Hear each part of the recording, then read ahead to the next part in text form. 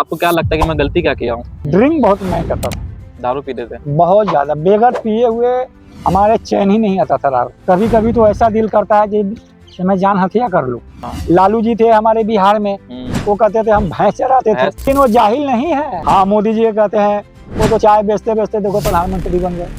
नहीं, वो खुद ही कहते हैं ये बात। हाँ, खुद कहते हैं। हाँ। तो हेलो दोस्तों, मैं आज फिर एक पार्क में आया हूँ। तो मेरे को यहाँ पे एक अंकल मिले बैठे हुए, तो मैंने इनसे बात किया था और मैंने इनसे पूछा कि मुझे आपके साथ एक छोटी सी वीडियो शूट करनी है, जो कि आपके लाइफ के बारे में, आपके जर्नी के बारे में, आपके स्ट्रगल के बारे में थोड़ी सी मैं जानने की कोशिश करूँगा और आपके माध्यम से और यूट्यूब के माध्यम से लोगों के पास पहुँचाऊँगा मैं। ठीक है, तो अंकल से बात करके देखते हैं। कैसे हो? ठीक हो? बस बढ़िया है। क्या चल रहा लाइफ में? लाइफ में क्या चलेगा, जो महंगाई आप लोग देख ही रहे हैं, वो कितने महंगाई चल रहा है। आपका नाम क्या है? आप एमडी वकील। एमडी वकील वकील? जी। वकील हो क्या आप? मतलब वकील हो? नाम है, नाम अच्छा, है, नाम है वकील। हो कहाँ से? मैं बिहार से हूँ। तो आप बिहार से यहाँ पे आके दिल्ली में आए क्या करते हो? सिलाई करता हूँ। सिलाई कब से कर रहे हो? ये कम से कम मुझे हो गया 40-45 साल। 40-45 साल? आपकी एज कितनी है? मेरा ये 60 प्लस है। अच्छा, 60 प्लस है। और उतने साल से मतलब सिलाई कर रहे हो? सिलाई और अभी तक सिलाई कर रहे हो? सिलाई कर रहा हूँ, लेकिन फिर भी मैंने कुछ भी नहीं कर पाया। मेहनत तो बहुत की है। अच्छा, तो आप सिलाई जब करते हो तो इसमें कमाई कितने की होती है? एक मंथ में कितने कमा लेते हो पैसे आप? इसमें कोई ये नहीं है, कभी हफ्ता के हिसाब से 4000 भी हो जाता है, 3500 भी हो जाता है, 5000 भी हो जाता है। इसमें कोई मतलब मैक्सिमम कितना महीने का? 16-17-18 हजार हो जाता है? 18,000 नहीं, यदि ऐसे माना जाए तो 15,000 रुपया मान के चलो, मान के चलो कमाते हो। हाँ, और खा पी के बचाते कितने का हो?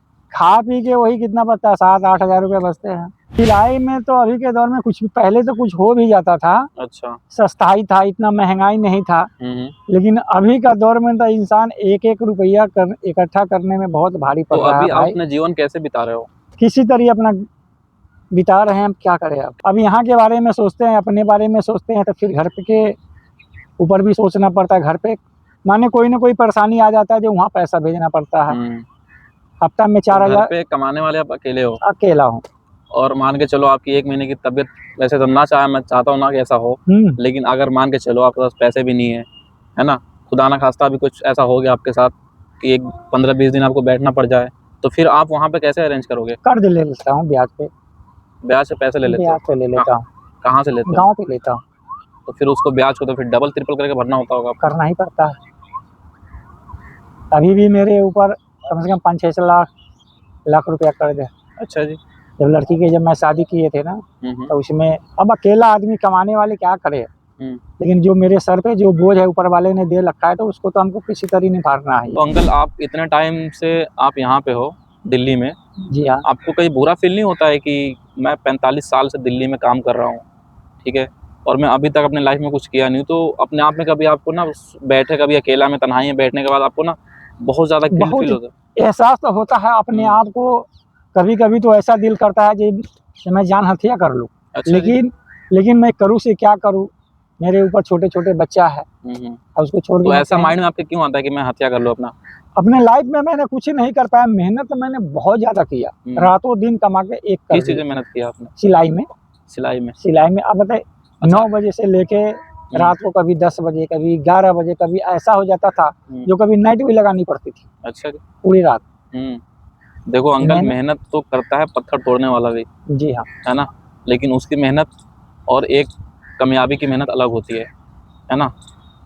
आदमी को बॉडी से मेहनत नहीं, दिमाग से मेहनत करना होता है। ठीक है, तो आपने अपने जिस्म से मेहनत बहुत किया हुआ, बहुत मेहनत, ठीक है, लेकिन आपका उस टाइम पे ना दिमाग से मेहनत नहीं कर पाया। आपको लगा कि यार जहाँ पे मेरे को 10 घंटा काम करता हूँ, वहाँ पे 14 घंटा काम करूँगा, तो जहाँ पे 800 रुपये बना रहा था वहाँ पे 1200 रुपये कमाऊंगा।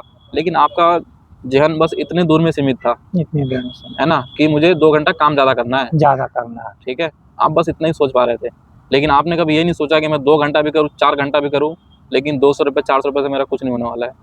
ये नहीं सोच पाया, है ना, ये नहीं सोचा। तो ये कमी है। आपको क्या लगता है कि मैं गलती क्या किया हूँ? बहुत सारी गलती किया अपने लाइफ में। कमाया बहुत, ड्रिंक बहुत मैं करता था, दारू पीते थे बहुत ज्यादा। बेगर पिए हुए हमारे चैन ही नहीं आता था रात को। अच्छा जी। तो मुझे दारू का बीमारी हो गया दिल्ली में, करकटडुम्मा में। दारू का बीमारी हो गया मतलब कैसे? दारू का बीमारी कैसे? दारू पीते पीते ना लत लग गई। पीने की लत लग गई, तो उसमें क्या होता था, लत पकड़ने के बाद में मैंने 2-4 दिन के लिए मैं दारू छोड़ दिया, ठीक है। ठीक है। दारू छोड़ने के बाद में मुझे तबीयत खराब हो गया। तबीयत खराब हो गया और अजीत नगर में जैन टेबल है, जैन चैरिटेबल हॉस्पिटल। हाँ हाँ। तो उसमें हमारे गांव वाले सब ले गए, खून टेस्ट भी करवाया। अच्छा। तो उसमें नहीं हुआ तो आपको हुआ क्या था उस दिन? मुझे बुखार आ गया था, ज्यादा बुखार आ गया, मैं बेहोश हो गया। अच्छा। वहाँ से सब ले गया हॉस्पिटल। तो आपने ज्यादा ड्रिंक कर रखा था उस दिन? उस दिन मैं ड्रिंक नहीं किया। हाँ।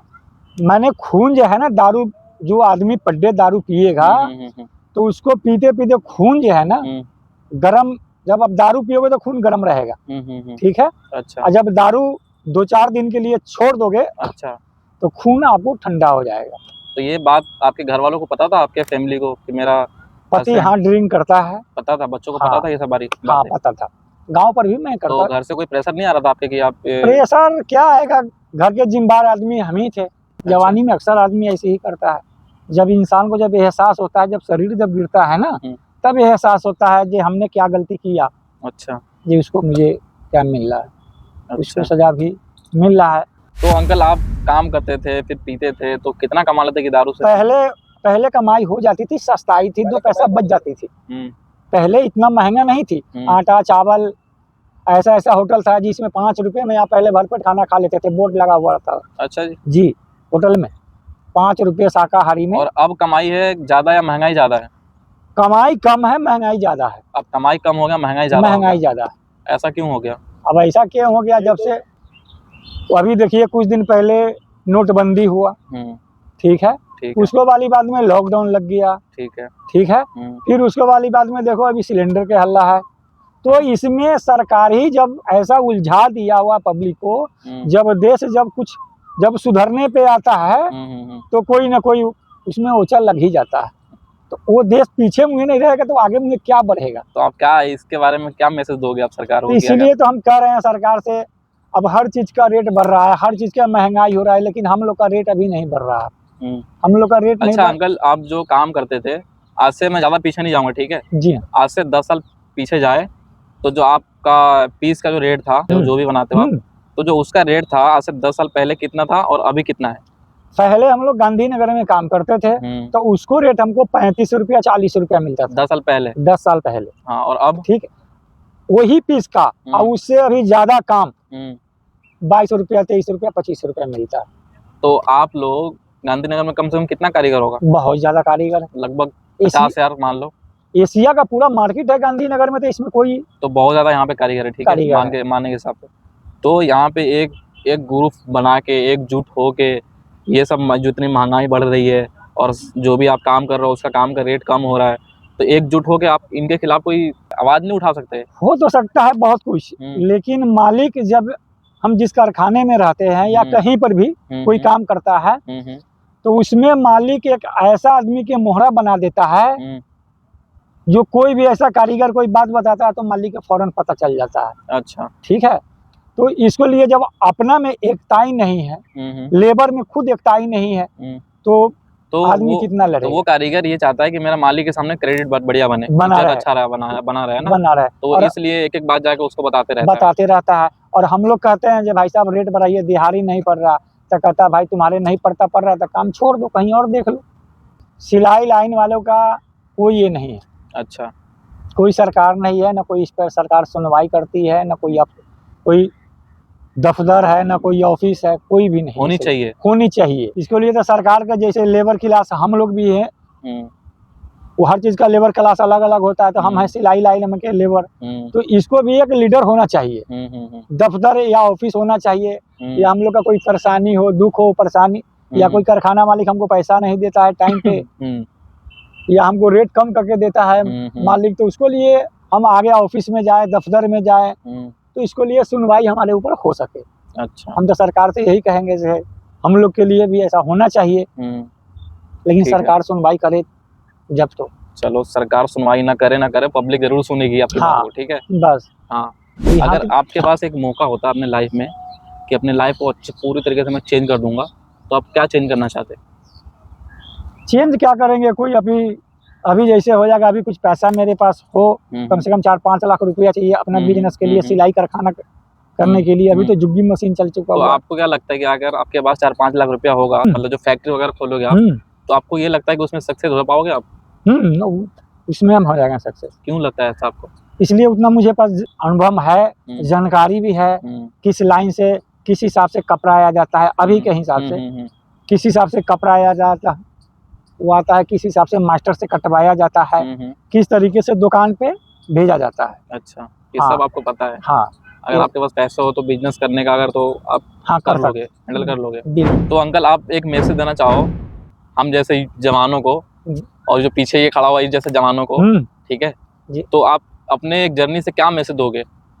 क्या मैसेज देंगे? हम तो कहेंगे यही, तुम लोग तो हमको बाल के लायक हो, इससे आस्ते आस्ते काम करते रहो, आगे मुझे बढ़ो, अच्छी अच्छी मकाम पे पहुंचो। इसको कोई भी काम छोटा से ही स्टार्ट किया जाता है बाबू, सही बात है। छोटे से ही आदमी आस्ते आस्ते बड़ा बनता है। बिल्कुल सही। जैसे मोदी जी है, लोग बाग हमने तो देखे नहीं है चाय बेचते हुए। हाँ, मोदी जी कहते हैं, वो तो चाय बेचते बेचते देखो प्रधानमंत्री बन गए। नहीं, वो खुद ही कहते हैं ये बात। हाँ, खुद कहते हैं। लालू जी थे हमारे बिहार में, वो कहते थे हम भैंस चराते थे, लेकिन वो जाहिल नहीं है। नहीं, जाहिल नहीं है। वो वकीली करता था कोर्ट में, बिहार में। बिहार में बहुत पढ़ा लिखा घर से है वो लालू जी। तो उसी तरह हमारे तो यही प्रार्थना है, यही दुआ है जी, आप लोग यही सब काम यूट्यूब बना के जैसे भी करो, मतलब आगे बढ़ो, आगे बढ़ो। इस चैनल के सब्सक्राइब कर दो और लाइक कर दो, लाइक कर दो, ठीक है।